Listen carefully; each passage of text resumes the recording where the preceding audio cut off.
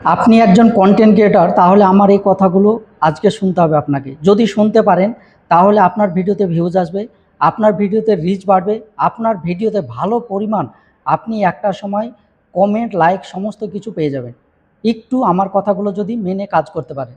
ধরেন আপনি ফেসবুকে যবে কাজ শুরু করেছেন তখন থেকে প্রতিনিয়ত অন্যের ভিডিও দেখেন, লাইক কমেন্ট ভালো করেন, প্রচুর পরিমাণ পরিশ্রম করছেন, অন্যের ভিডিও দেখছেন, কোনো ক্লিক বাইট করছেন না, সঠিক ফেসবুকে যে গাইডলাইন সেগুলো মেনে চলছেন, তারপরেও আপনার ভিডিওতে ভিউজ নেই। আমি আপনাকে বলছি, আপনি এই জিনিসটা মেনে নিতে হবে।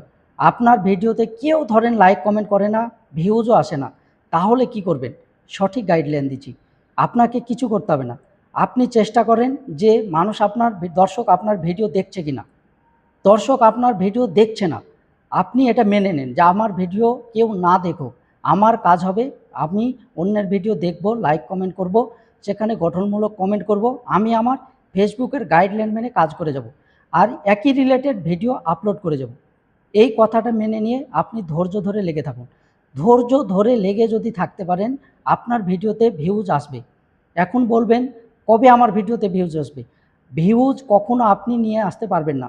আপনার ফলোয়াররা যদি চেষ্টা করে যে আপনার ভিডিওতে ভিউজ নিয়ে আসবে, আপনাকে যারা আত্মীয়-স্বজন তারা যদি ভিডিও দেখে শেয়ার করে, তারপরেও ভিডিওতে ভিউজ আনতে পারবেন না। তাহলে কে ভিউজ দেয়?